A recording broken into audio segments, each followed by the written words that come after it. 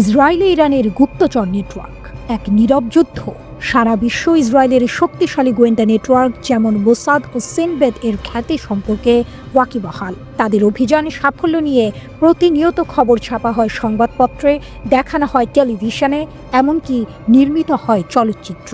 ইসরায়েলিরা খোলাখুলি তাদের গোয়েন্দা সংস্থার সক্ষমতার গুণগান গেয়ে থাকে, কিন্তু পর্দার আড়ালে ঠিক উল্টো পথে চলছে আরেক যুদ্ধ, ইরানের নীরব ছায়াযুদ্ধ, যা তেল আবিবের হৃৎপিণ্ডে কম্পন ধরিয়ে দিয়েছে।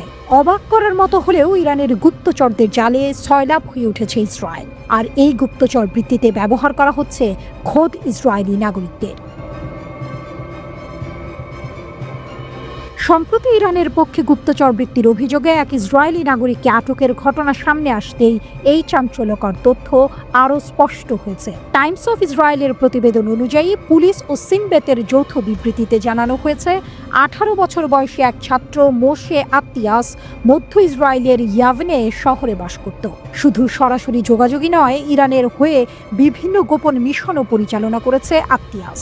যৌথ বিবৃতিতে উল্লেখ করা হয়েছে, ইসরায়েলের নিরাপত্তাকে ঝুঁকিতে ফেলতে পারে এমনটা জেনেও আত্তিয়াস এই মিশনে অংশ নিয়েছে, যার প্রধান কারণ ছিল অর্থ উপার্জন। আরও চাঞ্চল্যকর তথ্য হল, সাবেক ইসরায়েলি প্রধানমন্ত্রী নাফতালি বেনেট যখন হৃৎপিণ্ডের চিকিৎসার জন্য মেডিকেল সেন্টারে ভর্তি ছিলেন, তখন ইরানি অপারেটিভের নির্দেশে এই যুবক হাসপাতালের খুঁটিনাটি তথ্য সরবরাহ করেছে।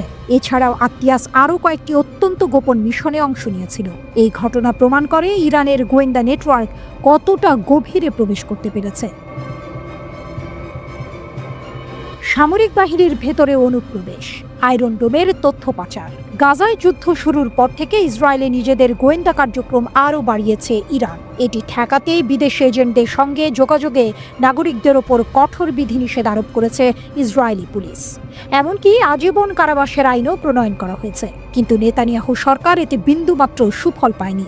সাধারণ জনগণের পাশাপাশি সামরিক বাহিনীর সদস্যরাও গুপ্তচর বৃত্তিতে জড়িয়ে পড়ছে, যা ইসরায়েলের জন্য এক চরম দুশ্চিন্তার কারণ।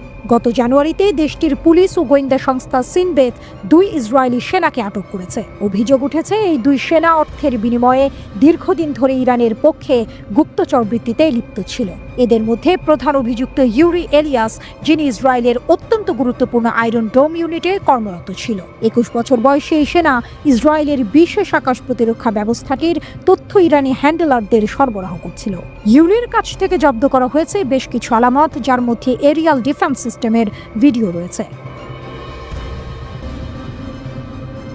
ইউরিকে জিজ্ঞাসাবাদের পর জর্জি অ্যান্ড্রেস নামের আরেক সেনাকে আটক করা হয়। ইসরায়েলি গণমাধ্যমের তথ্য অনুযায়ী ইউরি ইরানি এজেন্টদের কাছ থেকে $2,500 পেয়েছিল, আর জর্জিকে দেওয়া হয়েছিল মাত্র $50। এই সামান্য অর্থের লোভে দেশের সবচেয়ে গুরুত্বপূর্ণ সামরিক তথ্যের পাচার ইসরায়েলের জন্য এক বিশাল ধাক্কা। 2024 সালের ডিসেম্বরে ইরানের হয়ে গুপ্তচর বৃত্তির অভিযোগে প্রায় 30 জন ইসরায়েলিকে আটক করা হয়, যাদের মধ্যে বেশিরভাগই ছিল ইহুদি ধর্মাবলম্বী। জিজ্ঞাসাবাদের পর জানা যায়, বেশিরভাগ ক্ষেত্রে ছোট ছোট কাজ দেওয়ার মাধ্যমে ইসরায়েলিদের নিয়োগ দেওয়া হতো। ধীরে ধীরে এই ছোট কাজগুলোই গোয়েন্দা তথ্য সংগ্রহ এবং গুপ্ত হত্যার মতো বড় অপরাধে পরিণত হতো। এরও 2 মাস আগে 7 ইসরায়েলিকে আটক করে দেশটির পুলিশ। তাদের বিরুদ্ধে অভিযোগ ছিল, নেভাটিম ও রামাত ইয়ারবেসের মতো আইডিএফ এর সামরিক ঘাঁটির তথ্য সংগ্রহ এবং ছবি তুলে তা বিদেশি এজেন্টদের কাছে পাচার করেছে। এর কিছুদিন পরই বিস্ময়করভাবে এই ঘাঁটি দুটিতে হামলা চালায় ইরান ও হিজবুল্লাহ। এই ঘটনাগুলো স্পষ্ট ইঙ্গিত দেয় যে ইরানের গোয়েন্দা নেটওয়ার্ক ইসরায়েলের সামরিক স্থাপনার গভীরেও প্রবেশ করতে সক্ষম। ইরানের বেশ কয়েকটি গোয়েন্দা সংস্থা রয়েছে, যার মধ্যে সবচেয়ে দুর্ধর্ষ হিসেবে পরিচিত কুদস ফোর্স বা ইসলামিক রিভলিউশনারি গার্ড কর্পসের গোয়েন্দা শাখা। ইসরায়েলের অভ্যন্তরে এই ধরনের গভীর অনুপ্রবেশ তেহরানের সক্ষমতার এক নতুন দিক উন্মোচন করছে, যা তেল আবিবের জন্য এক বড় মাথা ব্যথার কারণ হয়ে দাঁড়িয়েছে। ইরান ইসরায়েল উত্তেজনা, পারমাণবিক চুক্তি নিয়ে টানাটানি, সামরিক হুমকি পাল্টা হুমকি। মার্কিন প্রেসিডেন্ট ডোনাল্ড ট্রাম্প ইরানের সাথে নতুন পারমাণবিক চুক্তির পথে এগোচ্ছেন, কিন্তু ইসরায়েলি প্রতিরক্ষা মন্ত্রী ইসরায়েল কাটজ স্পষ্ট করে দিয়েছেন, ইরানকে পারমাণবিক শক্তি অর্জন থেকে বিরত রাখতে আমরা প্রস্তুত। অন্যদিকে ইরানের পররাষ্ট্রমন্ত্রী পাল্টা হুঁশিয়ারি দিয়েছেন, যে কোনো হামলার তাৎক্ষণিক জবাব দেওয়া হবে। ইসরায়েলের হুমকি, আমরা আক্রমণ করতে প্রস্তুত। মার্কিন প্রেসিডেন্ট ডোনাল্ড ট্রাম্প যখন ইরানের সাথে নতুন পারমাণবিক চুক্তির কাছাকাছি চলে আসছেন বলে খবর বেরিয়েছে, ঠিক তখনই ইসরায়েলের প্রতিরক্ষামন্ত্রী ইসরায়েল কাটস আইডিএফের হাইকমান্ডের সাথে কথা বলার সময় আবার হুমকি দিয়েছেন যে ইসরায়েল তেহরানের পারমাণবিক কর্মসূচিতে হামলার জন্য প্রস্তুত। ইসরায়েলি প্রতিরক্ষামন্ত্রী ইসরায়েল কাটস সেনা কর্মকর্তাদের সাথে বৈঠকে জানিয়েছেন, ইরান যেন পারমাণবিক অস্ত্র না পায় তা নিশ্চিত করাই আমাদের লক্ষ্য। মার্কিন যুক্তরাষ্ট্রের সাথে আলোচনা চললেও ইসরায়েল স্বাধীনভাবে সিদ্ধান্ত নেবে। গত অক্টোবরে ইরানের S-300 মিসাইল সিস্টেম ধ্বংসের ঘটনাকে ইঙ্গিত করে বলেছেন, আমাদের সামরিক ক্ষমতা আগের চেয়ে বেশি শক্তিশালী। কিন্তু জেরুজালেম পোস্টের সূত্র মতে ট্রাম্প ইসরায়েলকে ইরানে হামলা করতে নিষেধ করছেন যাতে নতুন চুক্তি বাধাগ্রস্ত না হয়। ইরানের জবাব, হামলা মানেই যুদ্ধ। ইরানের পররাষ্ট্রমন্ত্রী আব্বাস আরাকচি সোশ্যাল মিডিয়ায় এক কড়া বার্তায় বলেছেন, ইসরায়েলের হুমকি বাস্তবতা বিবর্জিত। আমরা কখনোই পারমাণবিক অস্ত্র চাইনি। ইরানের শীর্ষ কূটনীতিকের বিবৃতি সম্পূর্ণরূপে এক্স সোশ্যাল মিডিয়া প্ল্যাটফর্মে প্রকাশ করা হয়েছে। সেখানে তিনি বলেন, ইরান কি করতে পারবে বা পারবে না সে বিষয়ে ইসরায়েলের কল্পনা এতটাই বাস্তবতা থেকে বিচ্ছিন্ন যে এর কোনো উত্তর দেওয়ারও প্রয়োজন নেই। তিনি আরও বলেন, আজ অবাক হওয়ার মতো বিষয় হলো নেতানিয়াহু কত নির্লজ্জভাবে ইরানের সঙ্গে কূটনৈতিক আলোচনায় মার্কিন প্রেসিডেন্ট ট্রাম্প কি করতে পারবেন আর কি করতে পারবেন না তা নির্ধারণ করতে চাইছেন। তিনি আরও অভিযোগ করেন, ব্যর্থ বাইডেন দলের নেতানিয়াহুর মিত্ররা যারা ইরানের সাথে কোনো চুক্তি করতে ব্যর্থ হয়েছে, এখন ট্রাম্প প্রশাসনের সঙ্গে ইরানের পরোক্ষ আলোচনাকে আরেকটি পুরনো পারমাণবিক চুক্তি JCPOA বলে ভুলভাবে উপস্থাপন করছে। আরাকচি এরপর স্পষ্ট ভাষায় বলেন, ইরান যথেষ্ট শক্তিশালী এবং আত্মবিশ্বাসী। তাদের ওপর বাইরের কোনো বিদ্বেষী শক্তির নির্দেশনা চাপাতে দেয়া হবে না। তাদের নীতিতে নাশকতার যে কোনো চেষ্টাকে তারা প্রতিহত করবে। আমরা কেবল আশা করতে পারি আমাদের মার্কিন প্রতিপক্ষরাও এই অবস্থানে অবিচল থাকবে। তিনি আরও যোগ করেন, অনেক ইরানি এখন আর মনে করে না যে আগের JCPOA যথেষ্ট। তারা বাস্তবিক লাভ আশা করে। নেতানিয়াহুর মিত্ররা যা বলুক বা করুক, এই বাস্তবতা বদলাবে না। পরিশেষে তিনি বলেন, কোনো সামরিক বিকল্প নেই, কোনো সামরিক সমাধানও নেই। যে কোনো হামলা হলে তার তাৎক্ষণিক প্রতিশোধ নেওয়া হবে। ট্রাম্পের চুক্তির খেলা, সমাধান আসছে। ট্রাম্প সম্প্রতি জানিয়েছেন তিনি নিশ্চিত যে ইরানের সাথে একটি চুক্তি হবে। কেন এই উত্তেজনা? ইসরায়েলের ভয়, ইরান পারমাণবিক শক্তি পেলে মধ্যপ্রাচ্যে তাদের আধিপত্য কমবে। ইরানের অবস্থান, তেহরান দাবি করে তাদের কর্মসূচি শান্তিপূর্ণ, কিন্তু পশ্চিমা দেশগুলো বিশ্বাস করে না। মার্কিন দ্বিধা, ট্রাম্প চুক্তি চান কিন্তু ইসরায়েলের লবির চাপে সামরিক অপশনও খোলা রাখছেন।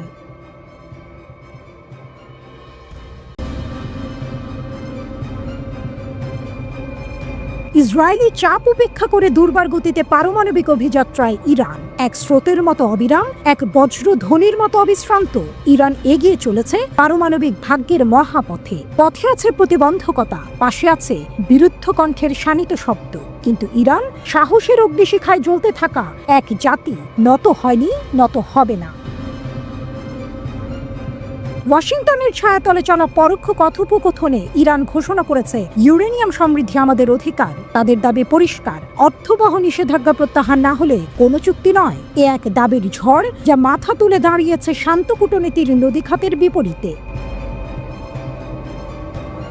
সংবাদ সম্মেলনে ইরানের পররাষ্ট্র মন্ত্রণালয়ের মুখপাত্র ইসমাইল বাঘাই যেন বজ্রবাণীর মতো উচ্চারণ করলেন, আমাদের রেডলাইন স্পষ্ট, ইউরেনিয়াম সমৃদ্ধকরণ এবং নিষেধাজ্ঞা প্রত্যাহার, এর বাইরে ইরানের কোনো কথা নেই। এ যেন যুদ্ধের আগে শেষ নিঃশ্বাস টেনে নেওয়া শপথ। 3 দফা আলোচনার নিঃশব্দ উত্তাপের মধ্যেও ইরান মাথা নত করেনি। তারা ঘোষণা করেছে, এই অধিকার প্রশ্নাতীত, এখানে কোনো আপোষের শব্দ নেই, নেই কোনো নতি স্বীকার। মজলিসের সম্মুখে দাঁড়িয়ে রাজনৈতিক উপপররাষ্ট্রমন্ত্রী মাজিদ তখত রাভামচি দৃঢ় কণ্ঠে বললেন, শূন্য ইউরেনিয়াম সমৃদ্ধকরণ অসম্ভব। আমাদের প্রতিরক্ষা শক্তি অপরিবর্তনীয়, আঞ্চলিক প্রভাব প্রশ্নেরও বাইরে।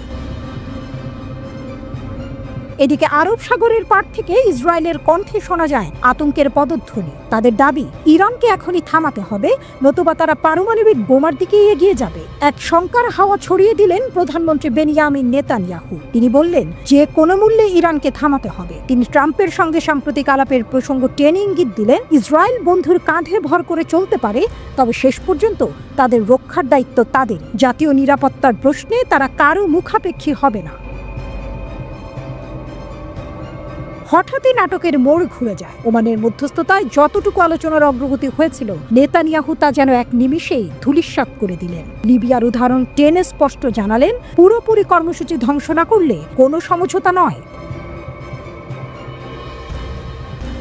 এদিকে ইরানের পক্ষ থেকে পররাষ্ট্রমন্ত্রী আব্বাস আরাকচি যেন ঝড়ের পূর্বাভাস দিয়ে দিলেন, আমাদের অভ্যন্তরীণ নীতিতে কোনো বহিরাগত চাপ চলবে না। তার কণ্ঠে ছিল অদম্য দৃঢ়তা, তার চোখে যেন ছিল অনিবার্য যুদ্ধের আভাস। তিনি স্পষ্ট করলেন, ইরানের বিরুদ্ধে কোনো আগ্রাসন হলে তার জবাব হবে অত্যন্ত কঠোর।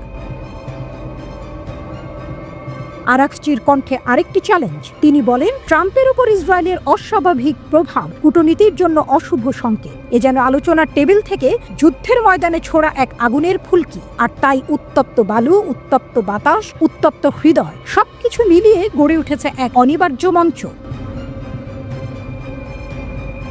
একদিকে ইসরায়েল দিচ্ছে সামরিক হুমকি, অন্যদিকে যুক্তরাষ্ট্র এখনো শেষ ভরসার মতো কূটনৈতিক সমাধান খুঁজছে। তবু ইরান তার পুরনো ইতিহাসের মতোই আজও গাইছে প্রতিরোধের অমর গান, আমরা নত হব না, আমরা থামব না, আমাদের ভাগ্য আমরা নিজেরাই লিখব।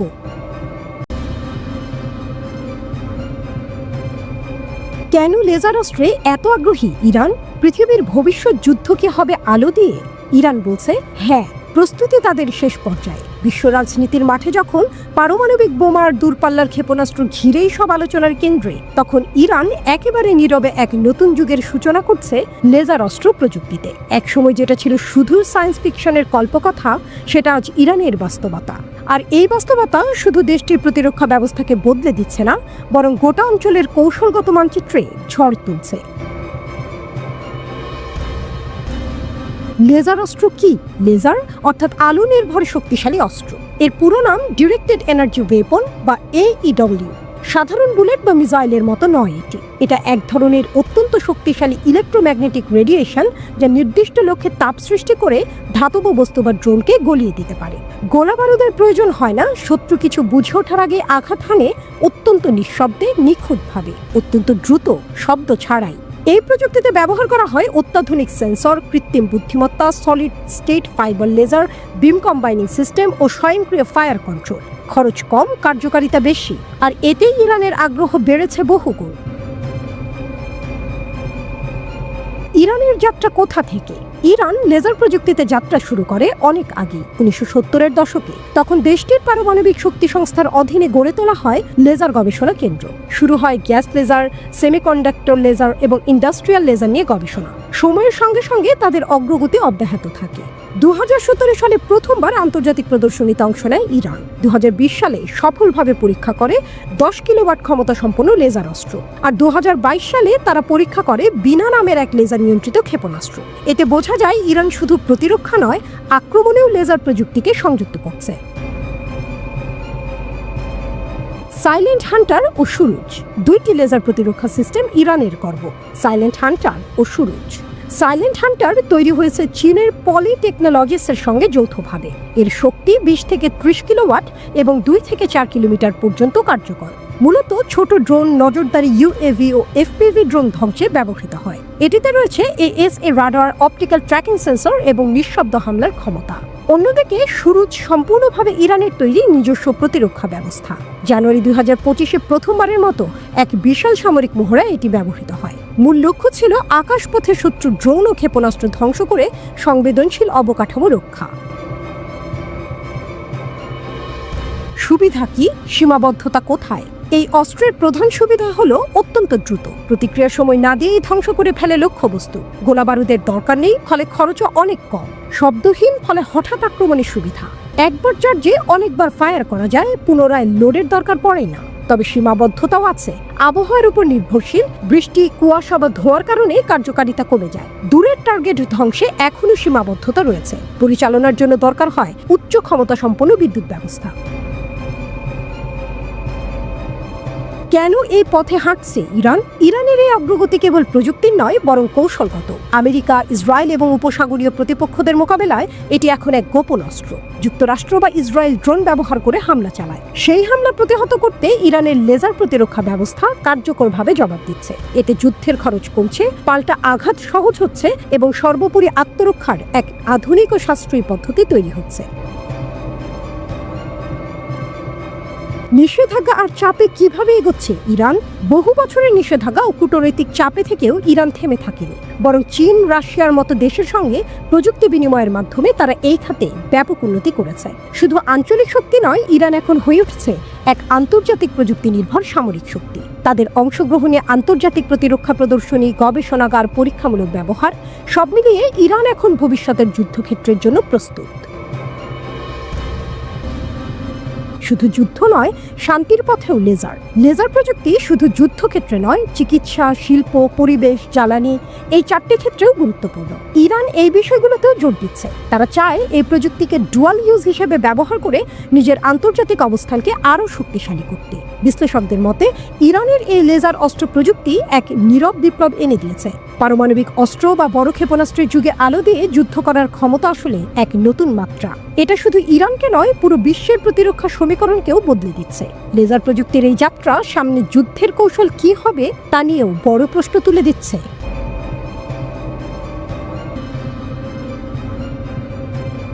মধ্যপ্রাচ্যের উত্তপ্ত বালুকণায় যখন সূর্যাস্ত যায়, তখন রক্তিমালয় জেগে ওঠে এক প্রশ্ন: এই অঞ্চলে কি কখনো শান্তি আসবে, নাকি প্রতিবারই নতুন যুদ্ধের অঙ্কুরে শাসন করবে আগুন? ইতিহাস তার চেনা পথে হাঁটছে।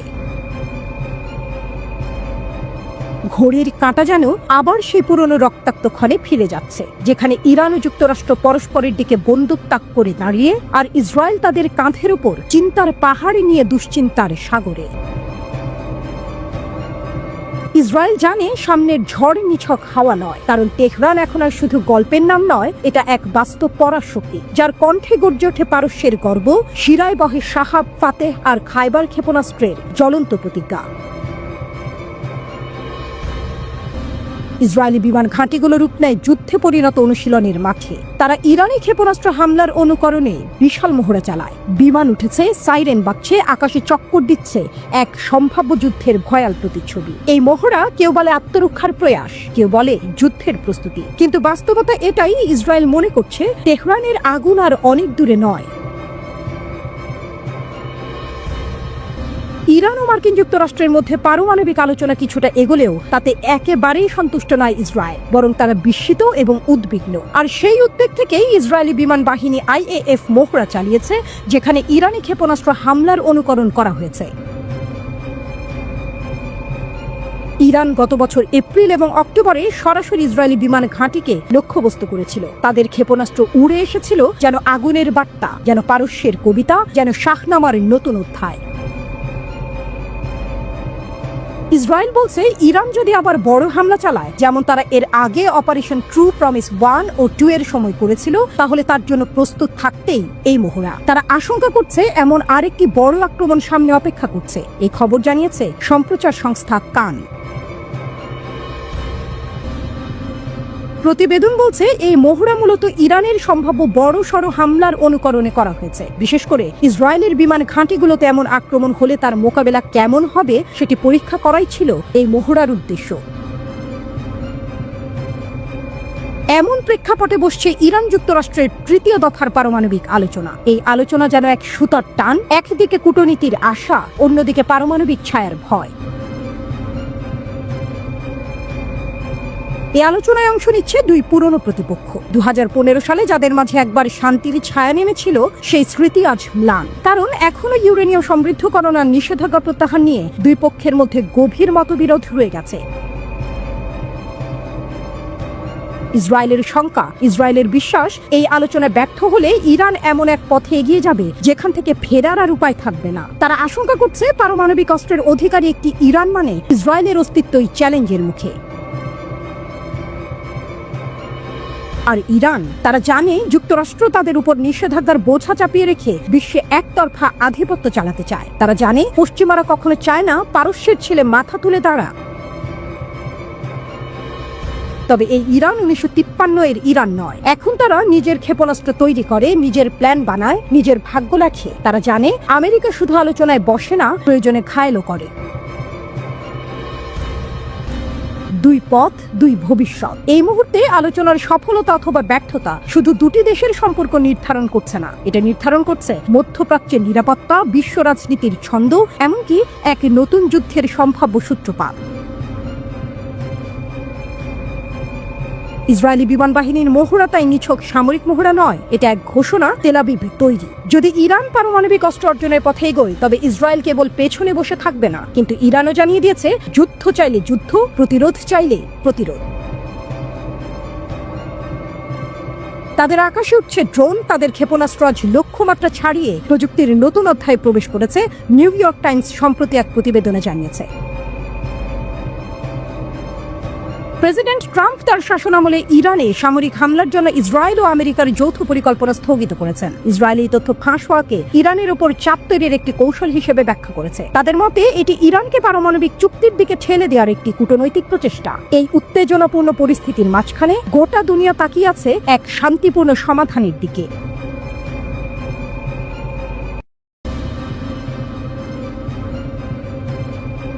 ঘড়ির কাঁটা এগোয় ধ্বংসের দিকে। ইরানের পরমাণু কেন্দ্রে হামলার ছক, কিন্তু তেহরানের হৃদয় তপ্ত আগ্নেয়গিরি। তারা প্রস্তুতি নিচ্ছে, তারা ছক আঁকছে, তারা আকাশে আগুন ছুড়তে চায় ইরানের বুকে। হ্যাঁ, ইসরায়েল যেন এক মরিয়া দেশ, যার চোখে ঘুম নেই, যার মন জ্বলছে। তারা ইঙ্গিত দিয়েছে ইরানের পরমাণু স্থাপনাগুলোতে হামলা হতে পারে যে কোনো সময়। বার্তা সংস্থা রয়টার্স জানায় শনিবার এক বিস্ফোরক প্রতিবেদন, যেখানে ধ্বংসের পদধ্বনি শোনা যায়, যেখানে ইরানের ছায়ায় কাঁপে মধ্যপ্রাচ্য। ইসরায়েলের প্রধানমন্ত্রী নেতানিয়াহু বলেছেন, এই কর্মসূচি মুছে ফেলতেই হবে, কূটনীতি নয়, চাই ধ্বংস। ইসরায়েলের বিশ্বাস সীমিত সামরিক হামলায় ঠেকাতে পারে ইরানকে, কিন্তু ইরানকে মাথা নিচু করে নাম প্রকাশ অনিচ্ছুক কয়েকজন ইসরায়েলি কর্মকর্তা রয়টার্সকে জানান যুক্তরাষ্ট্র এখনও অনিচ্ছুক। ট্রাম্প জানিয়ে দিয়েছেন তেহরানের বিরুদ্ধে আপাতত সামরিক পথ নয়। তবুও ইসরায়েল একা লড়ার প্রস্তুতিতে। তারা পেশ করেছে হামলার নকশা হোয়াইট হাউসের দরবারে বারবার। তাদের কিছু পরিকল্পনায় সময় নির্ধারিত। বসন্তের শেষ অথবা গ্রীষ্মের শুরু। হামলার ধরনও নানা রকম। আকাশপথে বোমা, ভূমিতে কমান্ডো, সম্ভবত একযোগে ধ্বংস। বিশ্লেষকরা বলছেন এই হামলার উদ্দেশ্য নয় চূড়ান্ত বিজয়, উদ্দেশ্য ইরানকে কয়েক মাস, হয়তো 1 বছর পিছিয়ে দেয়া। তবে তাতে কাঁপবে বন্ধুত্বের ভিত। ওয়াশিংটন তেল আবিবের সম্পর্কেও পড়বে চির। আলোচনা, কূটনীতি সব মিলিয়ে পরিস্থিতি যেন উত্তাল নদী। হোয়াইট হাউসের ভেতর এক বৈঠকে নেতানিয়াহুর চোখে আগুন, ট্রাম্পের কণ্ঠে ঠান্ডা হাওয়া। আমরা কূটনৈতিক পথ চাই, আঘাত নয়, আপাতত নয়। তবুও ইসরায়েলের আশাবাদ সীমিত এক হামলা যুক্তরাষ্ট্রের ছায়া সমর্থনে সম্ভব। তাদের এখনো সিদ্ধান্ত চূড়ান্ত নয়, তারা পরিস্থিতি পর্যবেক্ষণ করছে। ইসরায়েলের এক শীর্ষ কর্মকর্তা রয়টার্সকে বলেন, হামলা হবে কিনা এখনো ঠিক হয়নি, কিন্তু যদি হয় বিশ্ব ইতিহাস থমকে দাঁড়াবে। অন্যদিকে তেহরান তীক্ষ্ণ দৃষ্টি রাখছে। একজন ইরানি নিরাপত্তা কর্মকর্তা জানালেন, আমাদের কাছে নির্ভরযোগ্য তথ্য আছে, ইসরায়েল বড় আঘাতের পরিকল্পনা করছে। আমরাও প্রস্তুত। প্রত্যাঘাত হবে বজ্রপাতের মতো, জবাব হবে কঠোর, অপ্রতিরোধ্য। রয়টার্স আরো জানায়, গত বছর ইসরায়েল তাদের পরিকল্পনার কিছু অংশ বাইডেন প্রশাসনের কাছে তুলে ধরেছিল। তখন নেতানিয়াহু আহ্বান জানিয়েছিলেন, আমাদের বিমান হামলায় নেতৃত্ব দিন, কিন্তু ওয়াশিংটনের উত্তর ছিল না। তবুও আগুন নেভেনি, শুধু তার রং বদলেছে। আজ এই টানটান উত্তেজনার মধ্যে বিশ্ব চেয়ে আছে 2 প্রশ্নে। ইরান যুক্তরাষ্ট্র আলোচনায় কি আসবে অগ্রগতি, আর ইসরায়েল তারা কি করবে এরপর? তেহরান জানে তাদের মাটি শুধু ভূখণ্ড নয়, তাদের পারমাণবিক কর্মসূচি শুধু প্রকল্প নয়, তা এক আত্মমর্যাদা, এক জাতির প্রতিরোধ। আর যদি আঘাত আসে, তাহলে জবাব হবে ইতিহাসের এক রক্তাক্ত কবিতা, যার প্রতিটি চরণে লেখা থাকবে ইরানের অগ্নিসম প্রতিজ্ঞা।